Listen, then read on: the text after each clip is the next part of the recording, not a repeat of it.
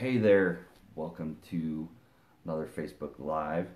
We are May 7th of 2020. So, as the title states, USAT just came out with their guidelines for safe return to multisport guidelines May 7th of 2020. So I want to talk about a few things I read in there that's kind of interesting.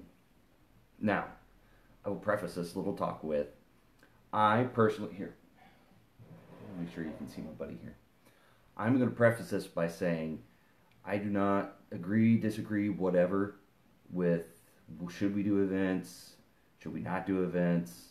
I'm not going to get into that conversation. That's not what it's about. I want to talk about the guidelines that USAT just put out there for the public, for us as racers, and for race directors. I know plenty of race directors personally, so this is big stuff for them too, especially here, here in Kansas City.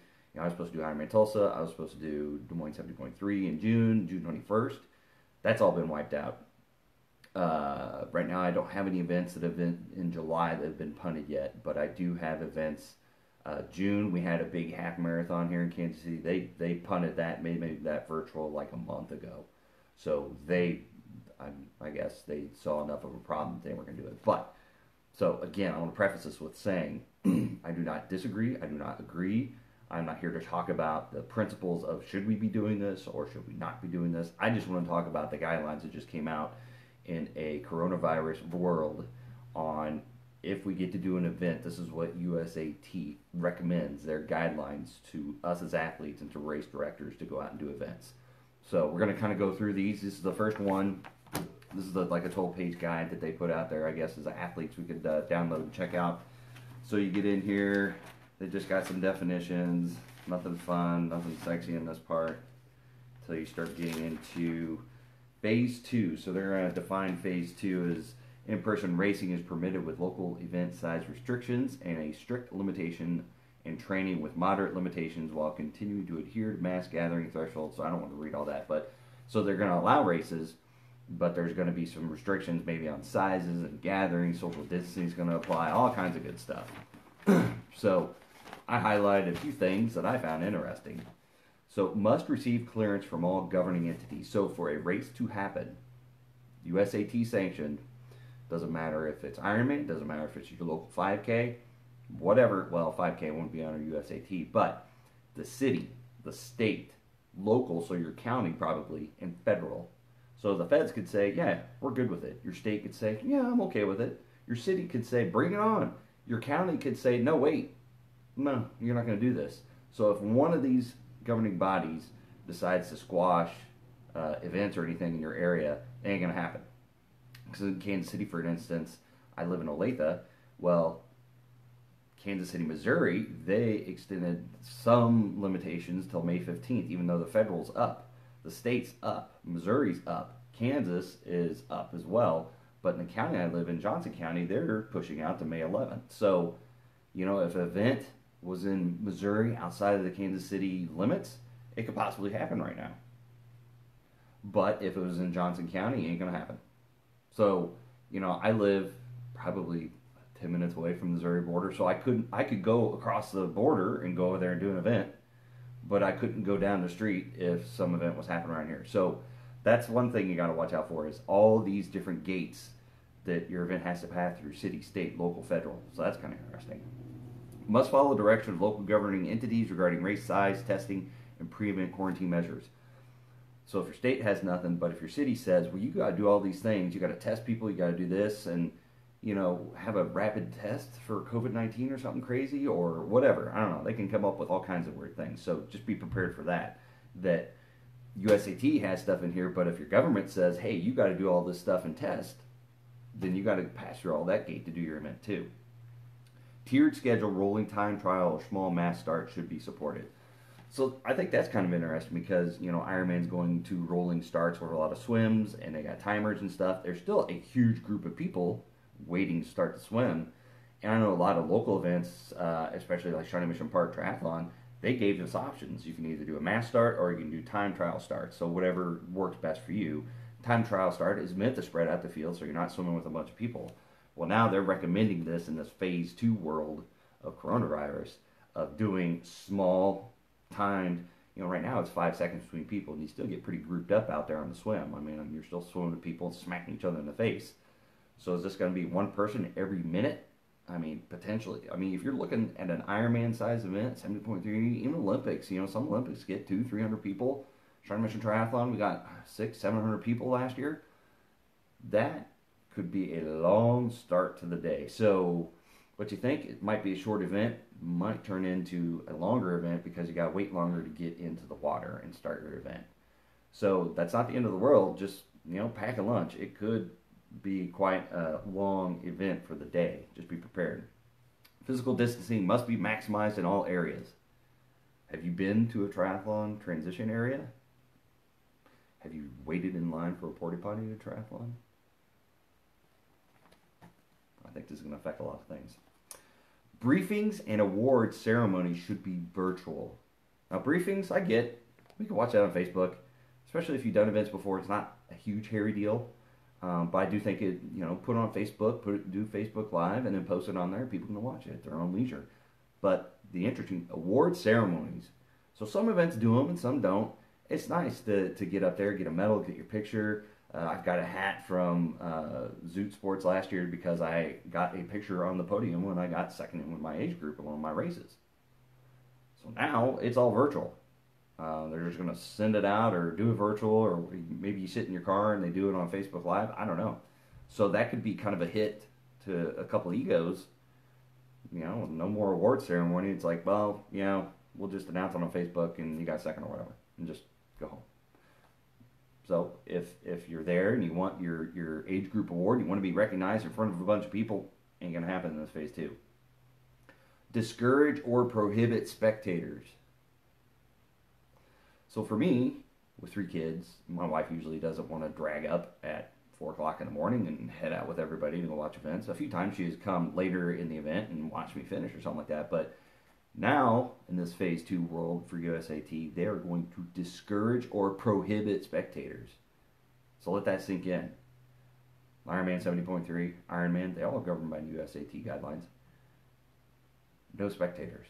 So if you got bent out of shape when Ironman made the policy of not letting you go across the finish line with a family member or something like that, remember that a long time ago? People used to grab their kids and run across the finish line. And then Ironman said, no more of that, because that's not safe and we're not covering that. Now, potentially, your mom, your dad, and whoever you're going to celebrate this major epic finish milestone, potentially they can't come and watch. So be ready for that one. So I thought that was pretty important. Like I said, I'm not here to say I agree or disagree with these. I just said these are going to be interesting. I want to bring them out. Just make sure, back in the day when I was doing construction management, all I did was read contracts. And if you don't read defined print, man, you're going to get hosed. So I do, that's what I did. I would print out contracts, I'd read them, and I'd highlight the sections and then bring everybody's attention of how we're going to get hosed. This is a case of how there's going to be a catch out there. And if you're not going into this with your eyes wide open of what you need to understand if you're going to go to an event in this Phase 2 coronavirus world, you get there, you could be bent out of shape. What? My mom can't come and watch. She has to leave. We're not going to get, they're not going to do a finishing award ceremony. I'm like, what? This is a ripoff. No. It's sent out. This is May 7th of 2020. They've already canceled events going into June. You've got notice, and you got this video here, and I'm highlighting some certain points. So if you don't believe me, go print it off and check it out. So now we're going to get into what they have for race directors, which I think has got some more meat here, is quite more interesting. So return to racing recommendations for race directors, USAT, USA Triathlon, May 7th of 2020.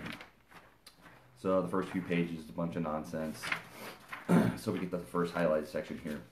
So the Phase 2 overview. So this is what they call Phase 2. In-person racing is permitted with local event size restrictions and strict limitations, and training with moderate limitations while continuing here, mass gathering, thresholds, blah, blah, blah. So they're going to let events happen, but it may be under,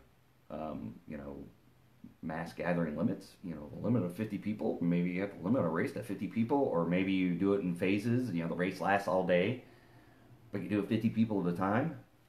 I don't know how you do that.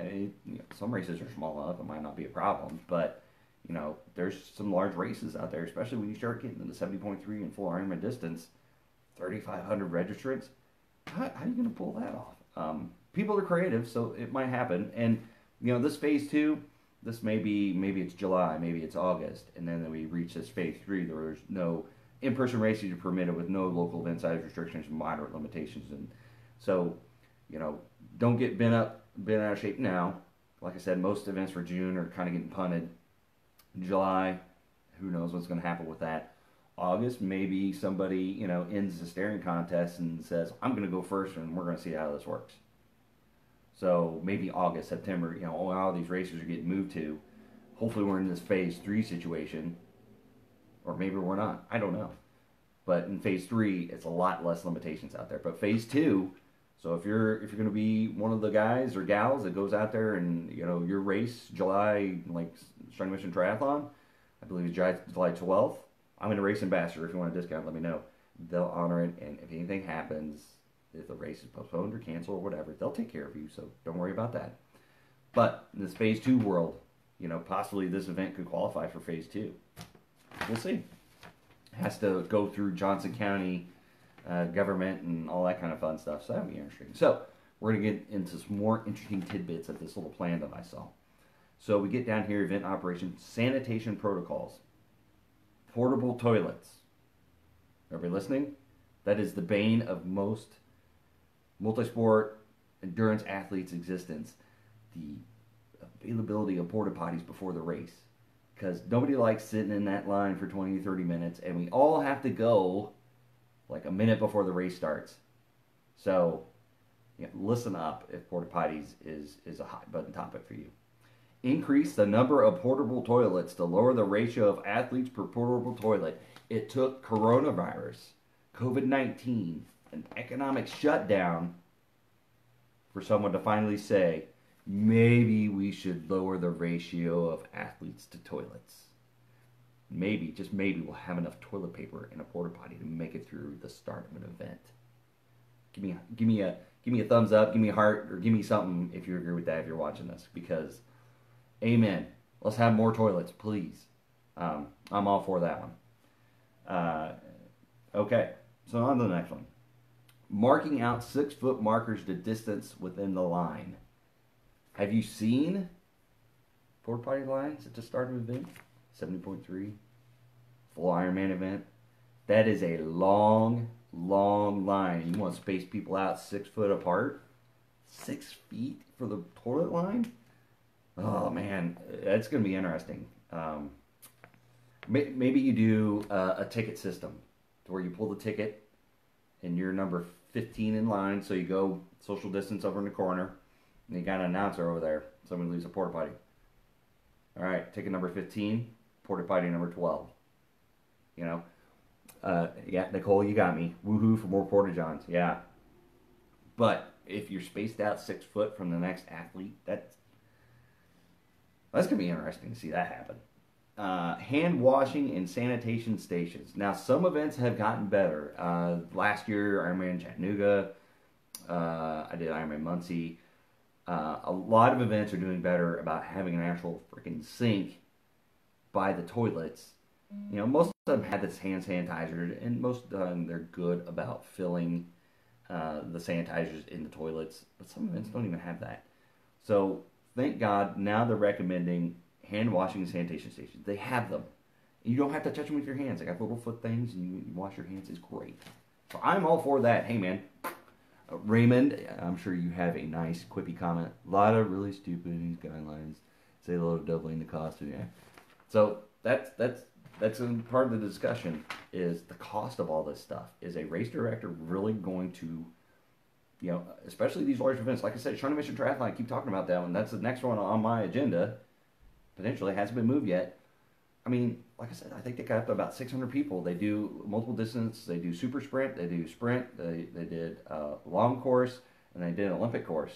They got over 600 people. So 600 people, and you're going to add more. They're pretty good about porta potties, but you're going to add more porta potties. You're going to make people stand 6 feet apart. Are race directors ready for this? I mean, this might be enough to scare them off that says, okay, we're in phase 2. You could do events, but you got to do these guidelines. We can't do it. So the limitations may push people out of here. Or they may, jack up the prices to pay for this stuff. I mean, this is already an expensive sport as it is. I would hate to see prices go up because of this. Less people do it, and you may have to pay more to do it. And let's preface this all. There's a lot of things going on right now, and this COVID-19 is not a thing to be joked with. People are dying from it. But in the grand scheme of things, in our world, this is what's going on. But I just want to talk about these. I want you guys to be aware of these guidelines. Make sure that you read that email. If you're signed up, if you're a member of USAT Triathlon, you've done a race, you've signed up, you should have got this email. And links to these are all on the internet. But I wanted to draw out the point. So, porta potties, more hand washing stations. Yes, please, bring it on. I'm all for that one. But I know there's a cost involved. I'm preaching to the choir. Okay, let's go. Venue setup and flow. So, they're talking about, minimizing person-to-person contact.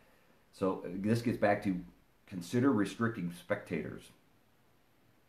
So, just you can race. I'm used to that. I go self-support. I go do the race. I'm good.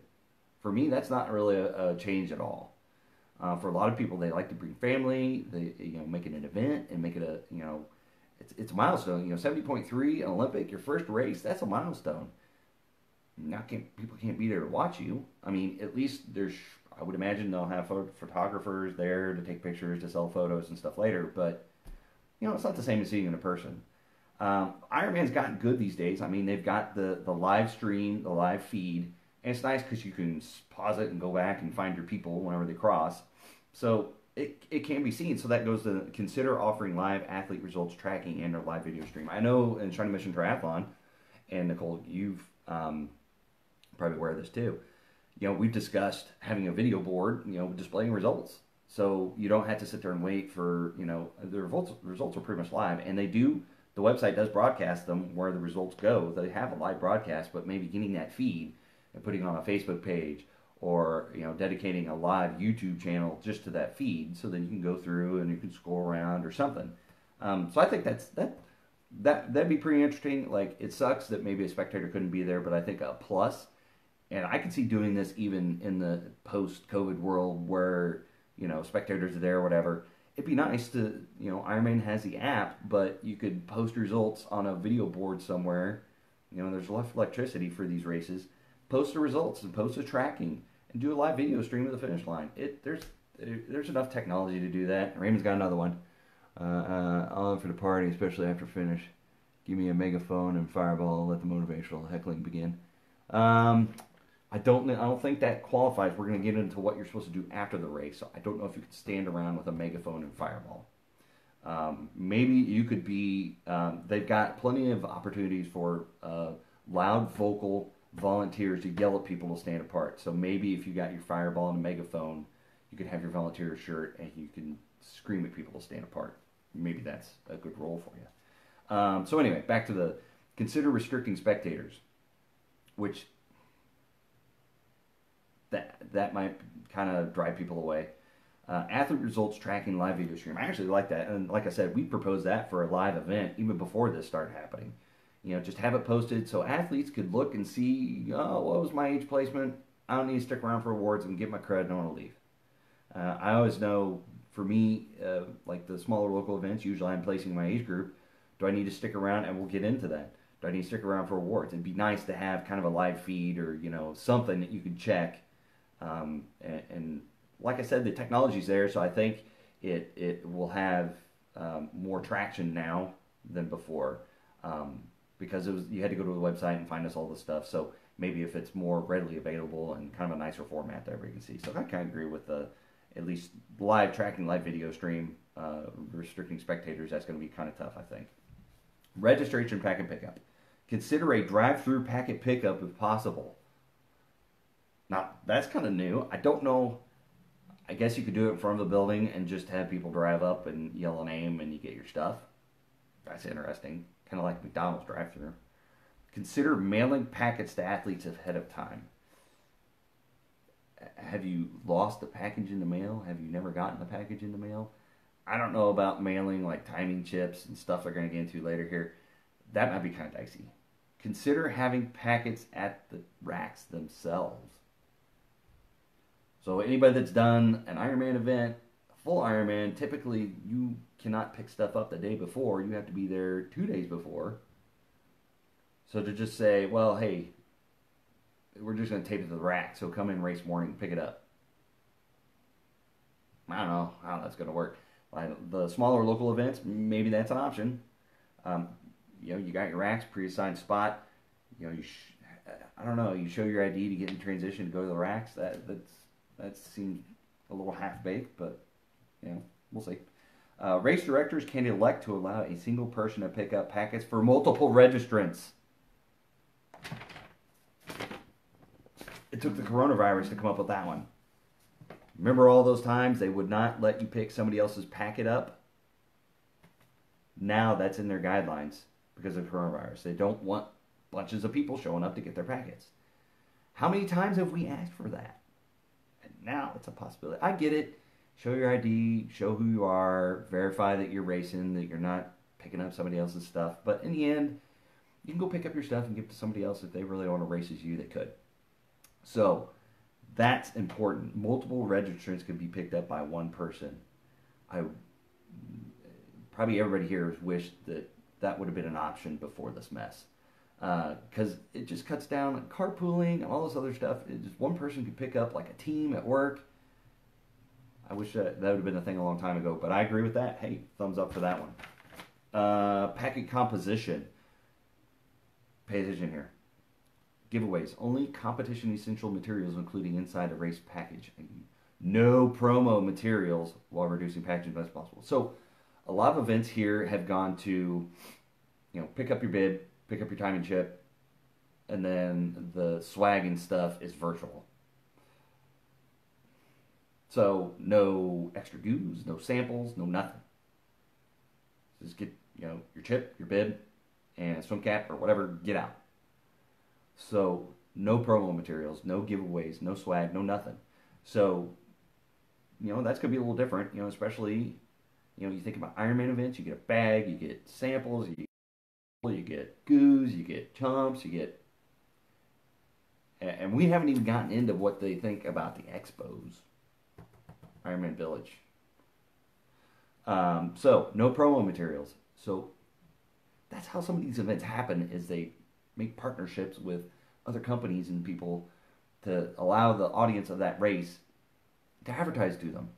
So, like I said, some events have gone to the virtual race bag, and I've used some stuff, but it just, whatever. I end up throwing stuff away for the most part anyway, so that might be actually a good thing, but maybe not so good for, promos and partnerships. So that could be interesting to see how that plays out. Give athletes an option to forego swag. Option. Or limited swag, virtual swag or goodie bag, or provide another packet pickup option. So, no t-shirts? We're good with that. I mean, it reduces costs for the race organizers not have to do t-shirts, and, that's usually part of the thing. Your t-shirt, your medal. I mean, if you don't have the t-shirt, you didn't do the race, right? So that could be interesting to see how maybe swag bags change. But like I said, I throw away so much of the stuff that comes in anyway. I just want the samples. So maybe it's just you put stuff out and people grab it and go out. I don't know. Here's another one. Offer swag. An option could be branded face coverings. Hey, setthepacetriathlon.com. I've got masks. I've fulfilled the pre-order. I've got about 15 left. If you want them, go order them now. They're super cool. So branded face coverings. So that can be an option. Vocal Gear is doing them. Or other personal protective equipment. So maybe some rubber gloves, surgical masks. That's kind of interesting. Personal protective equipment in your swag bag. My, how times have changed. Oh. All right, on to the next point. Course familiarization, race briefings, and swim warm-up. Race briefings should shift to a virtual format in phase 2. So, I kind of mentioned this before. And I broadcasted, race briefings and stuff before, and I don't think that's a big change. I don't think that's a big, huge problem.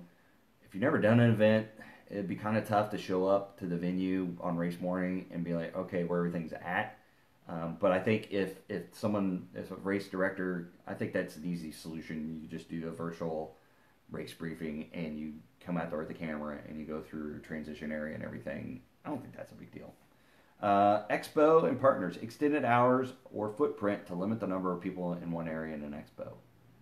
So I think Ironman's kind of put that out in their stuff too. Expanded hours, larger footprint. I mean, some of them are already kind of crammed anyway, so it could be kind of interesting. If neither is an option, limit the number of expo vendors and space vendors further apart. That could be a big deal breaker for some of these places. Like I said, the expos are where some of these events make money because sponsors or vendors have to pay for their spots. So if you remove spots, you remove opportunities for race directors to have income for their races to help supplement what's coming in with the athletes or not coming in. So that can be kind of dicey. We'll see how that plays out. Race merchandise sold exclusively online to eliminate giveaways. So no, you can't go to an expo, you can't buy t-shirts, you can't. Ironman store, I mean, good Lord, that's like half the reason to go to an Ironman race, isn't it? Is to go in there and pick up your t-shirt, your finisher's gear afterwards, a hat, just go to the clearance aisle. I love going to the clearance section of those Ironman Village tents. So that could be a big change, especially Ironman events. If you don't have maybe they limit the number of people in a time. They take, like I went to Home Depot this morning to grab play sand to keep the kids happy and entertained at home. They limit another number of people going in and coming out, so only so many people can be in Race Expo at once, or the race store, or race merchandise. I don't know. That's going to be interesting to see how that plays out. It's kind of vague, but they're giving the race, it's just a recommendation. So race merchandise sold exclusively online to eliminate giveaways.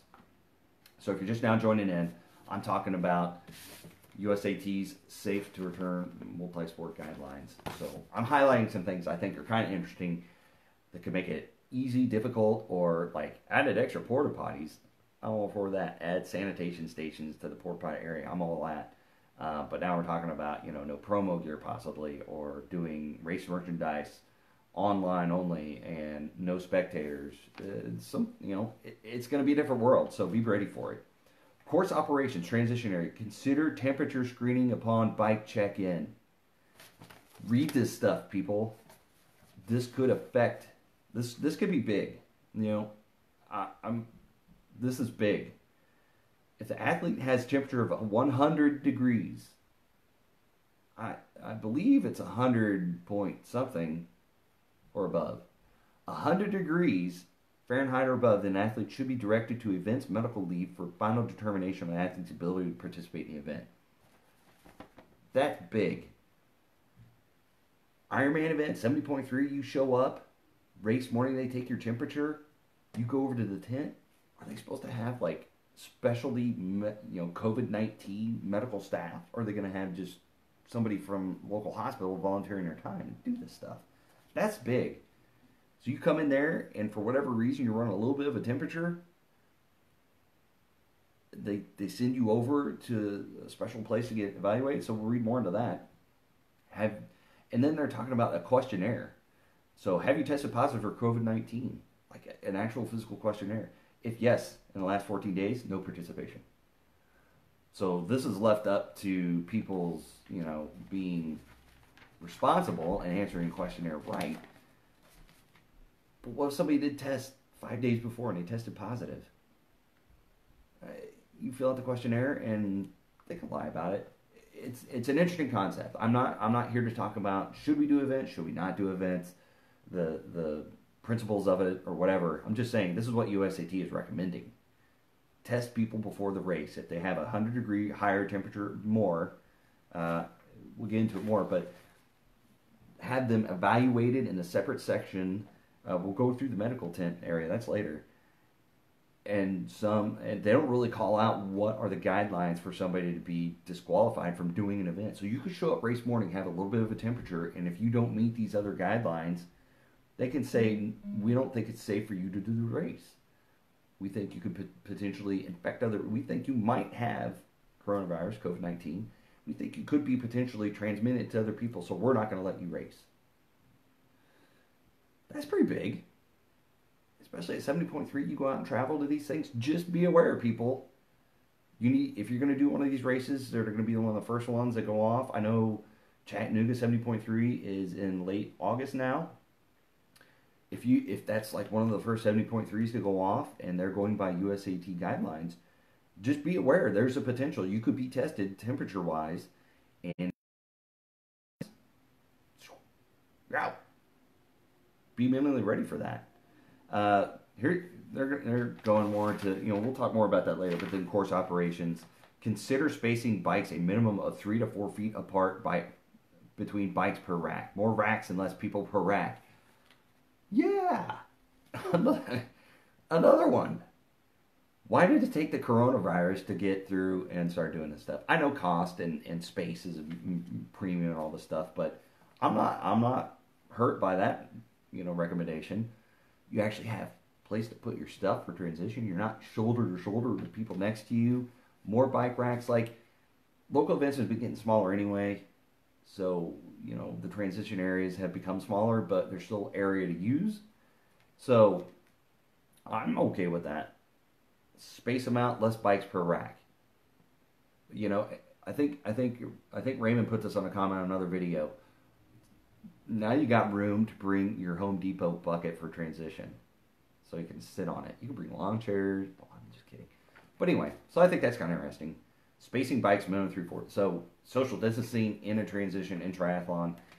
Good Lord, if you've been to a triathlon, you've been in transition, there is no social distancing. So now we're spreading bikes out. We're having more racks, more space. Are race directors going to be able to do that? I don't know. No one should touch or handle gear other than the athlete who owns it. I can't tell you how many times I've come out of the swim and my helmet's like rolling down transition area because someone smacked it or goofed with it. I think that's just kind of general etiquette anyway, isn't it? Don't touch other people's crap. Whatever. Yeah, don't touch other people's stuff. I think that's kind of a rule anyway. Well, I'm always last out of the wash, so I have T1 to myself. So there you go, Nicole. You're already doing social distancing.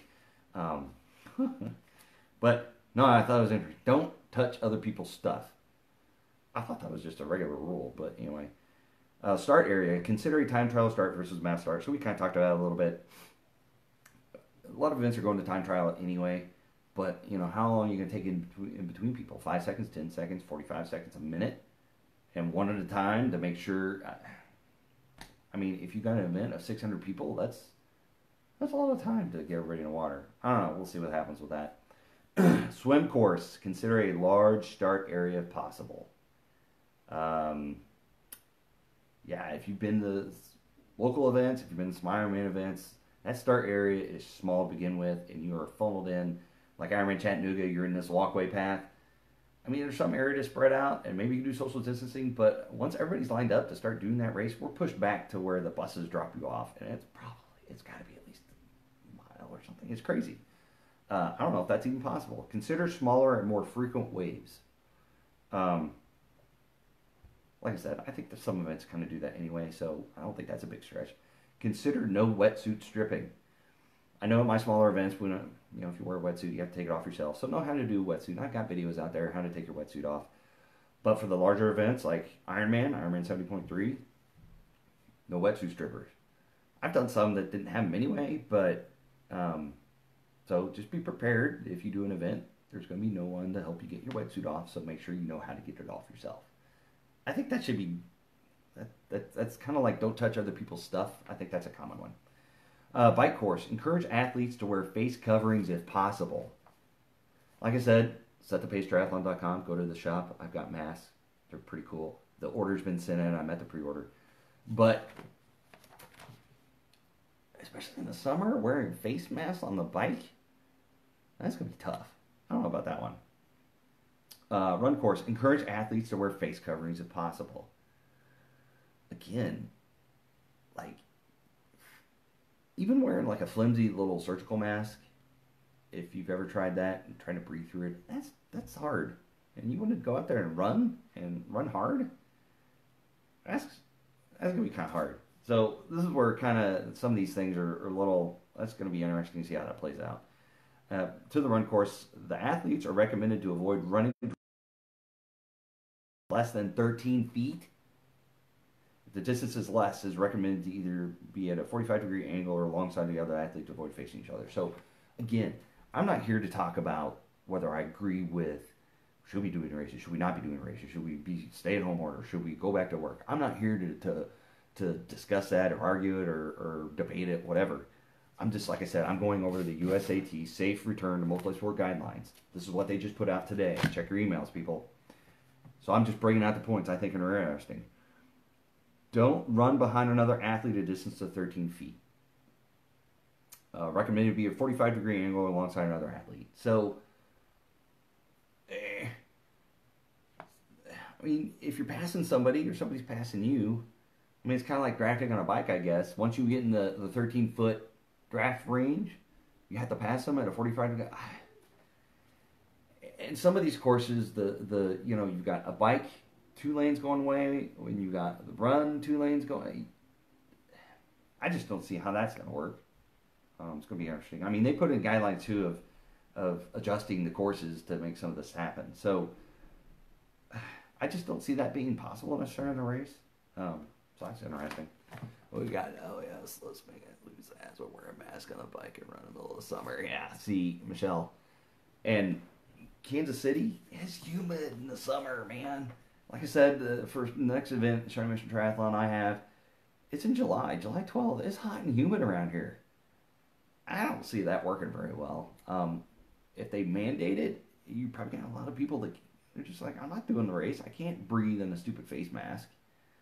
Like I said, I'm not here to say let's do events, let's not do events. You know, I'm making comments on these, like some of these are silly, but that I just don't see that being realistic. But be ready. If you show up to a race, they could say, well, per USAT guidelines, you need to have a face covering on the bike and on the run. And if you can't do the event. You could be paid up and everything, and they could turn you away from the race. Try to head on your bike, and they stop you before you leave transition. So you don't have a face covering. You don't get a face covering, or you can't go. Just be ready for this stuff. It's going to be interesting out there. Yeah, Memphis in the summer is brutal. Yeah, the South is even worse, man. That's why I don't want to live in Tennessee. It's humid. Anyway, so on to aid stations. Consider small single-serve mini water bottles. So they get a lot of stuff here. Handheld running water bottles, consider that. Like, for smaller events, for long course, especially if it's hot and humid, usually they have volunteers there handing out. But there's some races that are just low on volunteers, so they just have the cups at the aid stations, one person pouring it out. So, I mean, some of the stuff isn't a huge deal. Handheld running water bottles. Some people do that stuff anyway for their personal nutrition and hydration and stuff. So I don't think that's crazy. Collapsible cups. You know, once you get to 70.3 and 40.6 distance, I don't think some of these are going to be very feasible. You know, have athletes bring running water bottles, collapsible cups. Now, I have used Simple Hydration, and it's kind of nice. It goes in the back and can sit in your pocket. If you're not used to it, though, it can kind of bruise your back. So there's opportunities there. And we can find a middle ground, I think. It eliminates the need for several volunteers at aid stations. So they're trying to reduce the number of volunteers. They're trying to come up with ways to not touch people, not interact, but it's going to be hard out there. I mean, like I said, if you've ever done even a 5K, if they have a water station, it is hard. When you get there, and if it's a decent-sized event, there's a trying to get water. It's interesting. Volunteer staffing. If a volunteer comes in contact with an athlete, they should replace their gloves and use wipes to wipe the area of the body that was touched. Volunteers avoid touching athletes. I don't know. It's going to be interesting. I can see, you just have a table out there and a volunteer in the back, standing away from everything. But, I mean, basically, per this, they're going to have basically volunteers setting stuff out and athletes get it themselves. But, I mean, you're having an athlete grab stuff and athlete to athlete. If you're trying to limit, I guess, touching of people, I don't know. It's going to be interesting. So just be ready for that. Your aid stations may be a little different. Aid stations for bike course. All athletes should be encouraged to bring an ample amount of their own fluids to limit the use of aid stations bike course. Most distances, Olympic and shorter, don't have aid stations on the bike, so I don't think that'll be a problem. 70.3, 140.6. That's going to be interesting. I have 4 water bottles on my bike. There's no way, especially Chattanooga. Last year was almost 100 degrees. There's no way I could have made the entire bike course without aid stations for fluids. Once you get into longer distances, I don't think that's going to be very doable. But they do recommend like bottles, like Ironman does the bottles for the water and the Gatorade, volunteers with gloves. I think that's doable. I mean, but just your races that maybe you expected bottles or aid stations on the bike, maybe they don't have them anymore. So just be ready. Okay, getting to bag drop and gear check. Consider eliminating bag drop. I think they're more talking about, if you come in the morning and you have your gear or whatever you want to hand off, not doing that anymore. But they have some other options. So just be prepared that maybe, I know a half marathon, a pretty big one around here, Rockler Parkway, they had bag check, bag drop in the morning. So you could drop your gear in a bag and they'd kind of keep it for you and keep it safe. So maybe not have that option. I just got to the point where I don't even have stuff. I bring my key for my car and I put it in like my sock or someplace or pocket in my shorts. Just put your key in your transition bag or something. So I don't think that's a huge deal, but it'd be interesting, a full Ironman race, you drop your T1 and T2 bag off, and then volunteers are going and moving it and shuffling it around. Morning bag drops, pretty essential in a long distance event. So that's going to be, and you drop off your special needs in the morning for the bike and the run. It's going to be interesting to see how Ironman kind of handles that. Body marking. Now, here's interesting. Utilize self-body marking to promote physical distancing. I do this anyway because I have Tritats. Tritats.com, I think, is their website. I ordered kind of like a grab bag, and I got numbers. That thing lasted me for like 10 years, I think. I finally got to a point where I ran out of numbers when I got in my 40s. It lasted forever, and I'm going to go order a new bag of it just so I had numbers. So I already do this anyway.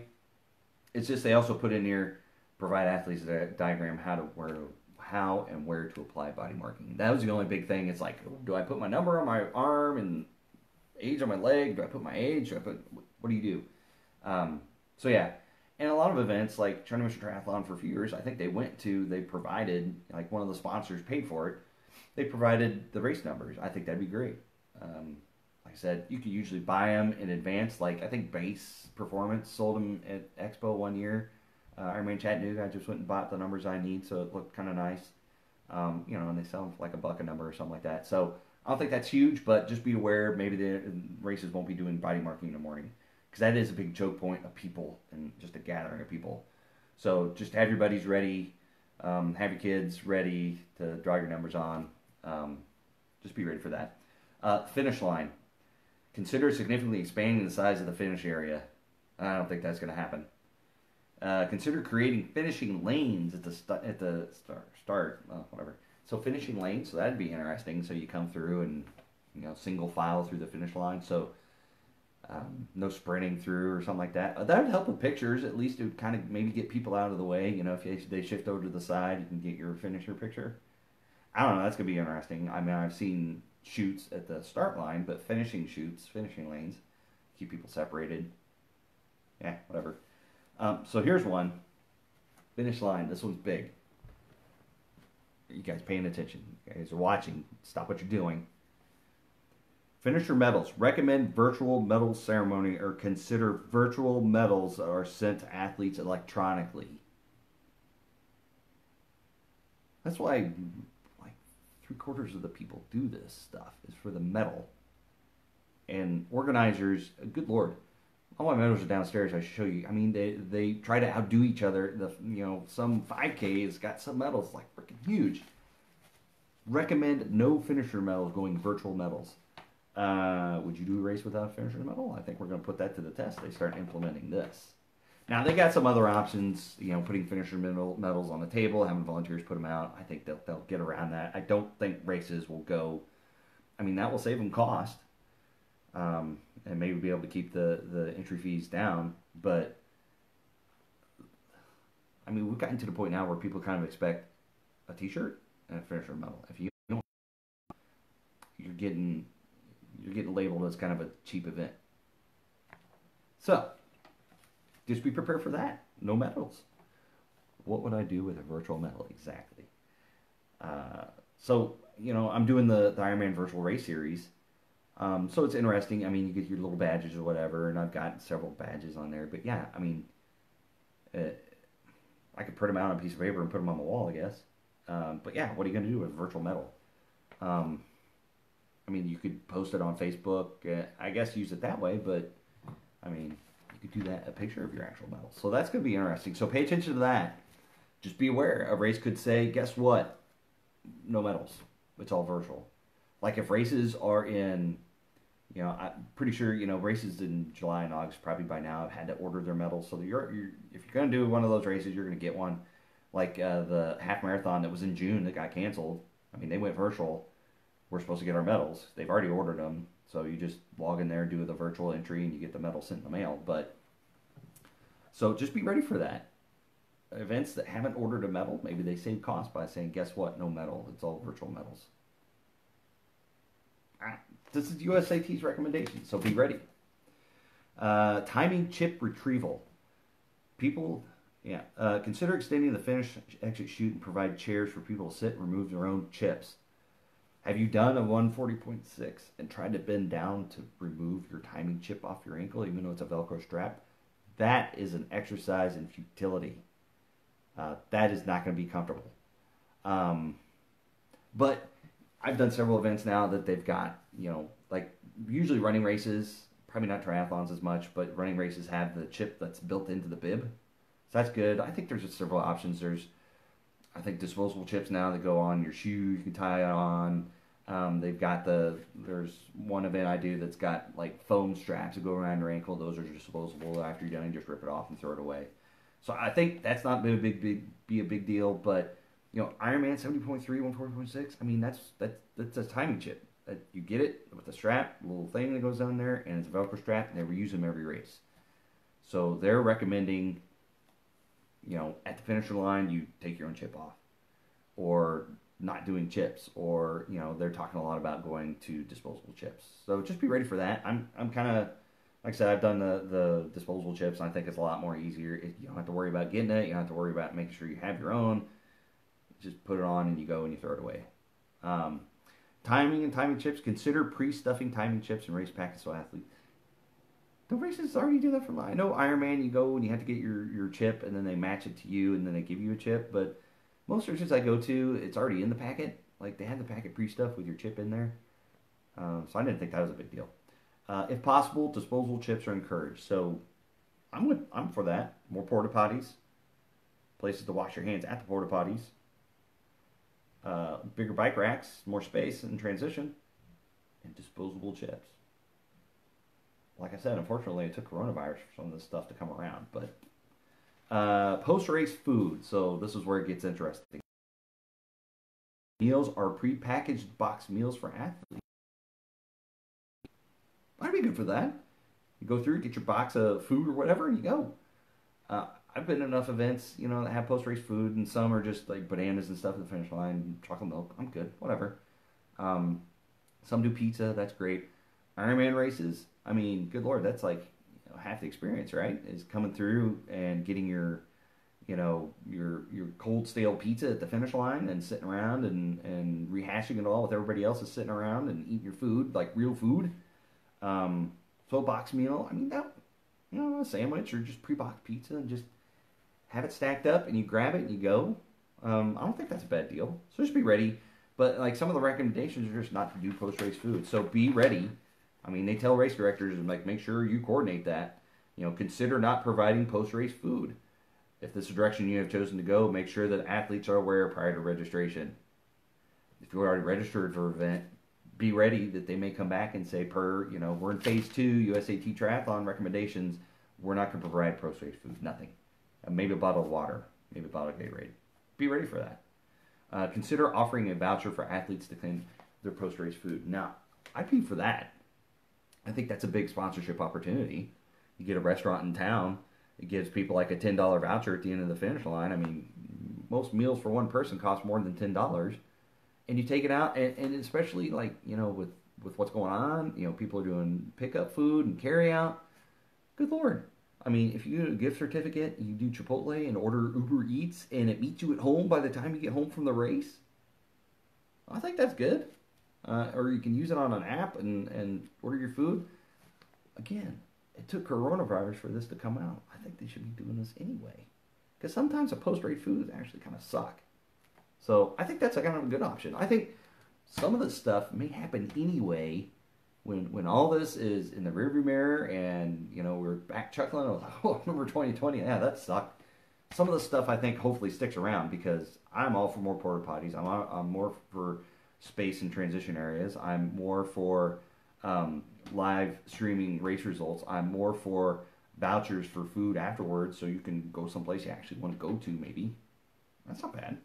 So we're going to get into awards and award ceremonies. Again, if you're tuning in, USAT Triathlon safe return to multisport guidelines. So this is for athletes, and then this is for race directors. So this is what your race directors are looking at right now. This is their guidance because I don't see anything else. Ironman, everybody's kind of released some stuff, but I'm just going through the points.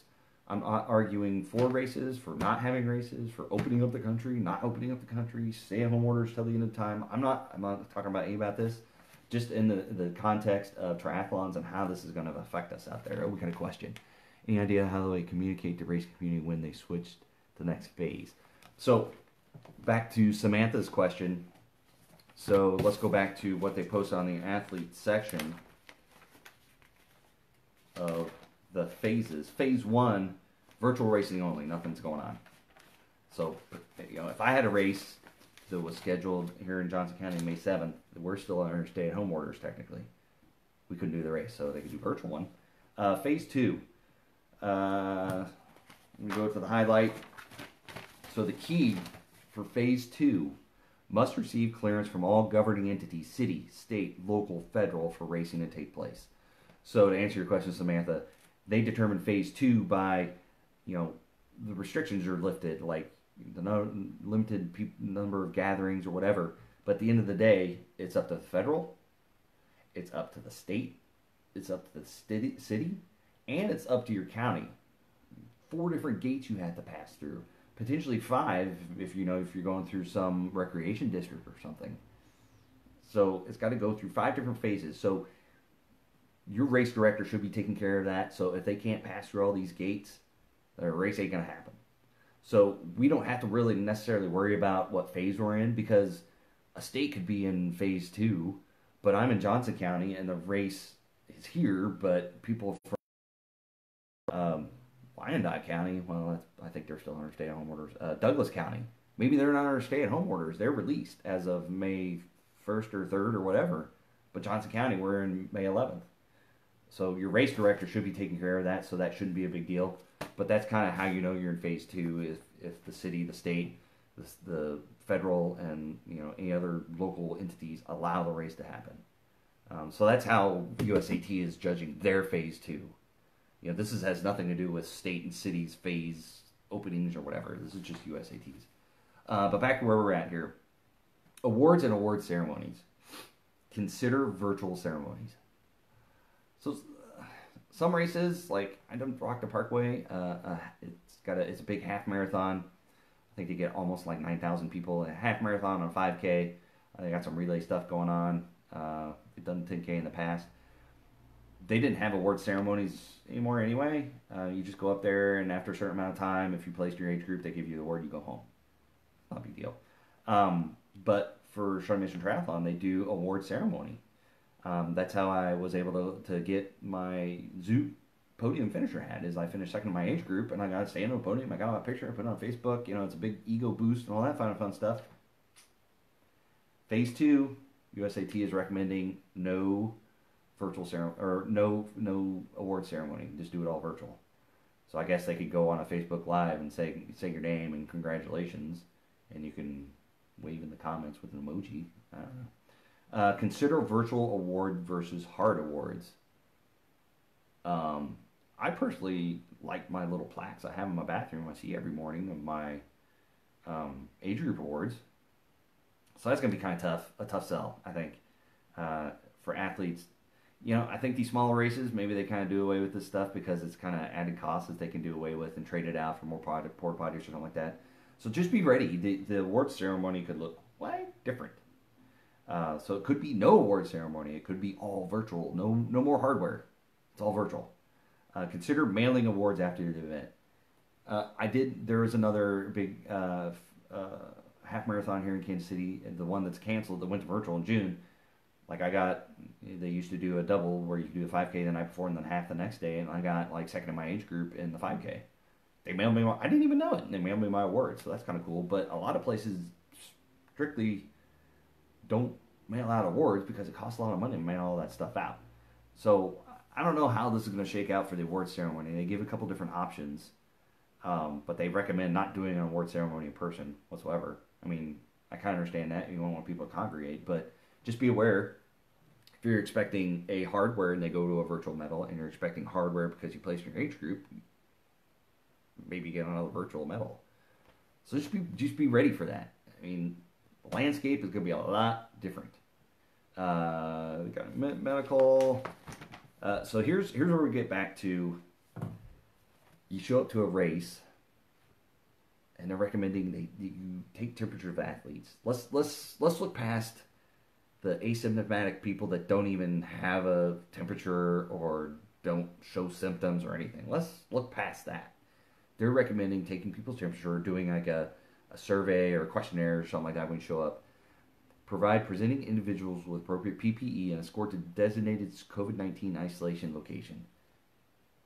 So they propose to race directors of these events to have a COVID-19 isolation area that if you have a temperature of 100 or greater or meet other criteria, they provide you with a face mask or PPE or something and tell you to go over here for further evaluation.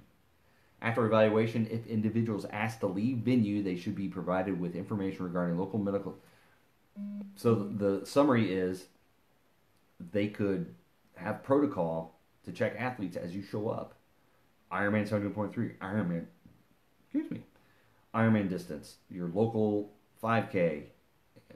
I mean, 5K probably not as much of a problem, but your Olympic distance, your local sprint triathlon that you just paid $100 for entry fee.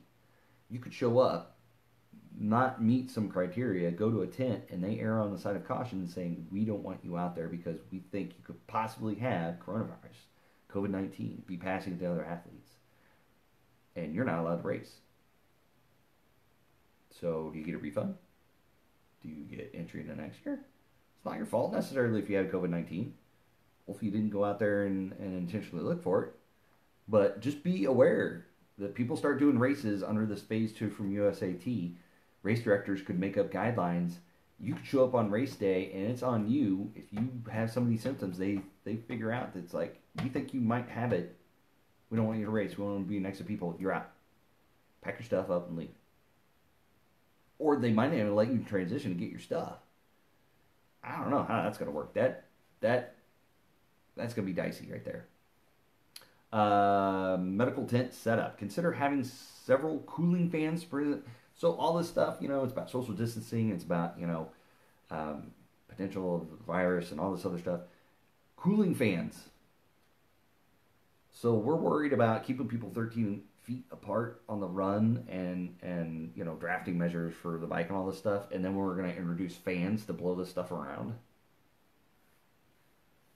I don't know. I didn't come up with this stuff. Another one, media. Consider limiting media.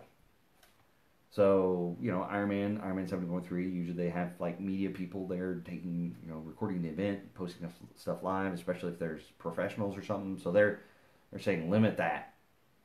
So, I mean, you can set up cameras and stuff, but just be prepared that maybe the Ironman Live, if you're racing, you're watching that for, your professional athletes or something like that, you may not get as much coverage as you were hoping for maybe before.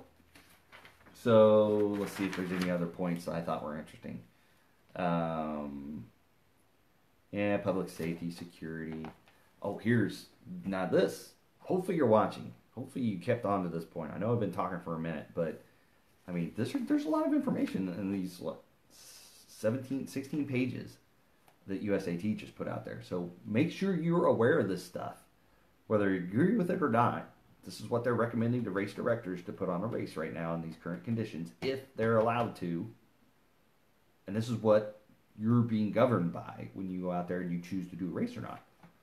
I'm not talking about, who cares if you think you should or shouldn't be out there or whatever. Let's say you're fine with it. You think it's safe. You want to go do the race. Know what you're subject to. Could be no medals. Could be no food. Could be they could kick you out before the race even happens because they think that potentially you're showing symptoms of COVID-19. Be ready. Insurance and sanctioning. So this is what USAT, they're a governing body, and they provide insurance for race directors for putting on races. This is what they're telling race directors. So pay attention here, people. Stephanie, Jeff, I know you're watching. Pay attention. This is important. If you sanction your event with USA Triathlon, you receive the benefit of general liability insurance coverage. Specifically, if an athlete brings a claim against you for negligence alleging that they contracted a virus, illness, or disease at your event, the insurance coverage provides a legal defense for you in most cases. This is accessible on the internet for anybody. This is public information. Race directors should feel comfortable with moving forward with hosting their events, knowing this coverage is in place to protect them. So this is important. Like I said, I know race directors, and I'm not going to throw anybody under the bus. And nobody's going to put on an event and maliciously want you to get a virus. They're going to do everything they can that they deem safe and necessary. And I think there's probably going to be a lot of events that are just going to be like, we don't want the liability, and we feel it's unsafe to do this event. So, but know this: if you go to a race and you go through everything, you do the race, you come home, and you contract COVID-19, and you think it's from the race, I probably have a hard time proving that. USAT will provide legal defense for a race director. So, if you're thinking, I'm going to go to a race, and I think, if I develop COVID-19 and maybe it's not, whatever, and you incur some expenses or whatever, or miss some work, and you try to sue a race because I think you're negligent because you put this race on and you exposed us all and we got COVID-19. Their USAT is going to provide legal defense for that race director, the way I read this. Insurance coverage provides a legal defense for you in most cases. So I think that's important. I mean, like I said, I used to do construction management and legal stuff. I used to read contracts. When we get hosed on something or somebody tries to hose us, that was one of my main things, is making sure you know your contract and your terms and conditions. So if you go out there and do a race and you think you contract COVID-19 from this race or any other disease, let's say you go on the swim and you contract, I don't know, you think the water, the bacteria level is too much and you got something out of the water. So not even COVID-19, and you go to the race director and he's like, that water was nasty. I had it tested. It's got this in there. I want to sue you, race director, for my, financial loss and, pain and suffering. USAT will provide legal defense. Just know that. Don't go in this, go into this eyes wide open. If an athlete claims they contracted the coronavirus at a sanctioned event and tries to file a medical claim using the participant accident policy, their claim will not be covered. USA Triathlon's participant accident policy is intended for accidents that happen during a sanctioned race and will respond to cover those injuries. It will not cover standard medical issues such as getting sick in some way, viruses and bacterial infections, all of which are excluded from the USA Triathlon policy. So, if you go to a race, you have a USAT card, and you have an accident in that race, bike accident, you ran off the road, a car hit on the run, and hit your knee on the ground or something, USAT has insurance that you can call upon and will help you. Great. If you go to an event and you contract coronavirus or any other virus or illness, and you think it's because of that event, and you try to turn it in for a claim for USAT for insurance, they will not cover you. So they're telling the race directors they will not cover athletes that file a claim for getting sick. I mean, it covers viruses and bacterial infections. So if you're swimming in dirty water and you sign, like I've been to an event where it rained the day before and the bacteria count was a little bit too high. It's right on the border, so they made everybody sign waivers that if I go in there and swim, I'm fully aware of what it is. So just know that. If you go try to do an event in this phase 2 of USAT Triathlon, or even when, phase 3, when this stuff is rolled out and you way past this date, and you come back and you have the coronavirus or something, you think it was from the event, you cannot go back. You cannot sue the race director because USAT Triathlon will provide legal defense for them. And as long as they follow the USAT guidelines. And then if an athlete tries to turn in a claim for USAT for getting the coronavirus at an event, they don't cover that stuff. So just know what you're getting into. I think this is important. I mean, this is the public information for race directors. And that's kind of the end of what USA Triathlon return to racing recommendations for race directors. So if you just tune in this now, I know it's been a long talk. I probably talked a lot longer than I thought I would. I think this stuff's important. So if you're going to choose to do a race, if we get back to racing, it's probably going to look a lot different. Make sure you read this stuff to know what might or might not be there. There's some stuff it's like, oh, I wish I had done this a long time ago. There's some stuff in here that's like, well, that's like a big reason why a lot of people do these events. Going to like virtual race medals and stuff instead of like a hard medal at the finish line. I mean, I get the reasoning, but some people may not like that. So make sure you're reading the fine print of this, what USAT is recommending. Make sure you understand what your race directors are saying. They should be communicating. We're not going to do food. We're going to test you before a race. If you have a temperature of greater of 100 degrees, you're out. I mean, it's a recommendation. They may or may not do that. If you get sick from a race, you think it's from a race, and you try to turn it in for a claim for USAT for your membership, they're not going to pay anything. If you try to sue a race director because you went to their event and you think you got the coronavirus from it, or any other infection or disease from bacteria, they're going to provide legal defense for that race director. So they're trying to make sure the race director feels safe. They've got these guidelines to try to make sure that the athletes feel safe. But at the same time, they're not going to cover if you go to one of these races and for some god-awful reason you get sick from it. Whether it be coronavirus or anything else. You take a gulp of nasty lake water filled with goose poop or something and you get sick from it, they're not going to let you come back and recoup any kind of expenses from that. So, it's a long-winded talk. Hopefully you got something out of it. Again, this is a little fireside chat. I know this is backwards, but this is USAT's Safe Return to Multisport guidelines that they just released today. I thought the points were kind of interesting. There's some holy cow moments that could be quite different. There's some moments, like I said, I was like, I'd be all for more porta potties. I mean, give me a high five on that. More space and transition, yes, please. But then no spectators, no food, no finisher's medal, no award ceremonies. It's going to look a lot different. So that's why I got kind of out of it. So again, this is public information. We all probably got the email. If you've done one event out there for USAT,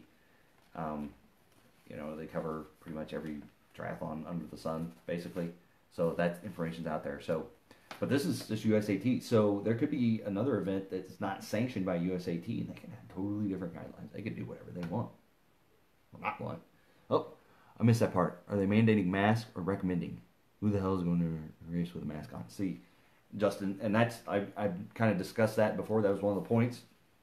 They are recommending to race directors to recommend or require whatever face masks, bike and the run.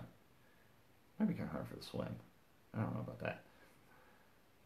So, a race in the middle of the summer, especially here in the Midwest, it's hot, muggy, and humid. They're recommending people wear face coverings, which I don't think that's going to fly very well. Hopefully the people who wrote this up can appreciate doing a bike ride or a race in high heart rate zones and wearing face coverings. Like I have enough trouble in the winter when I go outside and I wear like a face mask or something to protect my face from the cold. Barely breathe through those things as it is, and you want to wear a mask or some sort of like a net gaiter or buff or something. I don't know if that's gonna work, but so yeah, I covered that. They recommend to race directors to have athletes wear face masks on the bike and the run, which I don't think that's gonna fly. I don't see that working very well. But again, I wasn't here to talk about, I don't want to talk about should races happen, should they not happen, should we be going back to work, should we stay at home. I'm just rolling with the punches on that. I'm not here to say one way or the other, but I did want to bring up what Triathlon, USA Triathlon just put out, so you're aware of what race directors, and it's public information, what they are being told by the governing body for triathlons, and what we could experience as athletes. So just be ready. I mean, if you want to race, if you're desperate to get out there, it may be with some certain restrictions and some things you may not like. There could be some things that we do like, we're wishing for a long time, but it may be things that race directors can't do. This may be kind of the nail in the coffin for some events for this year. They may just look at that and be like, I can't do any of this. I'm on a bare bone budget as it is, and I'm just going to have to punt to 2021. Especially if there are races earlier in the year. Maybe they can reschedule it out to the end of the year and already a packed schedule, and we get past this phase 2 into this phase 3 of USAT. But we'll see if that happens. But if your event's in July and August, even some June events, maybe they're still trying to go. It could be interesting. So just make sure you read this. Make sure you download it. I went through some of the points. I mean, there's 17 pages of stuff out there that they're recommending to the race directors. So I know the race directors are going to read this. So hopefully you as athletes are reading this and you're not caught off guard or surprised when a race director goes with these recommendations. The race directors, their hands might be kind of tied on this stuff. In order for them to receive sanctioning from USAT, they're going to have to meet these guidelines. So don't get mad at your race director. They say, well, I got to test you before I come to an event because that my insurance depends on it. Like, if I don't do my due diligence, then I could be sued. Or they may just say, I can't follow these guidelines, so I'm not going to do my race this year. I don't know. It's kind of interesting. So, thanks for watching. Thanks for your comments. Hopefully you found this interesting. Hopefully you found it enlightening. If you think I'm full of crap, too, I guess put that in the comments. Just be nice. Happy training out there. We'll talk to you later.